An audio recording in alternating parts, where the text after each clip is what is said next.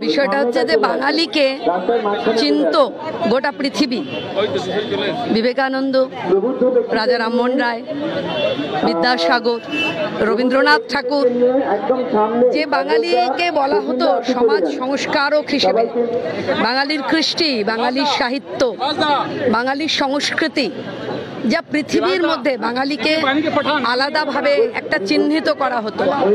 আজকে আমাদের লজ্জা, এমন একটা সময় এসে আমরা দাঁড়ালাম যে সময় দাঁড়িয়ে বাঙালি সম্পর্কে কি কটূক্তি করা হচ্ছে এবং আমার আপনার রাজ্যে কি হচ্ছে। আমার আপনার রাজ্যে একজন মহিলা, তার উপরে পাশবিক অত্যাচার এবং তার প্রতিবাদ করছেন যারা, সেই মহিলাদের সম্পর্কে শাসক বলছে তাদের পোস্টার, বিকৃত ছবি দিয়ে পোস্টার টাঙিয়ে দেব।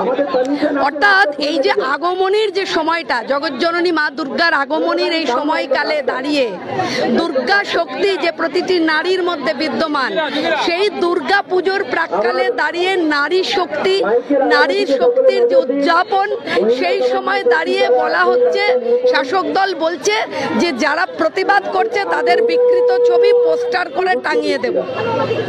এবং যারা বলছেন তাদের সম্পর্কে রাজ্যের মহিলা মুখ্যমন্ত্রী একটা প্রতিবাদে তিনি সোচ্চার হয়ে উঠছেন না। তাই বাংলা তার মেয়েকে চায় বলে যারা 29-এর ম্যান্ডেট দিলেন, তারা কি আজকে তাকিয়ে দেখছেন যে একটি মেয়েকে পরিকল্পিতভাবে ধর্ষণ এবং খুন কেন?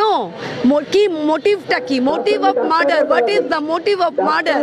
যে একটা চূড়ান্ত দুর্নীতির আখড়া হয়েছিল এই হাসপাতাল আরজি কর, যেখানে আমরা দেখছি খবরের কাগজের বিভিন্ন চ্যানেলের মধ্যে দিয়ে যে কি না হতো, কি না হতো। শবদেহের সঙ্গে বিভিন্ন রকমের ছবি তুলে পর্ন ভিডিও বানানো হতো, শবদেহের সঙ্গে অর্গান তুলে নিয়ে যাওয়া হতো। 60টা 70টা প্রতি বছরে কঙ্কাল পাওয়া যেত না, শরীর পাওয়া যেত না।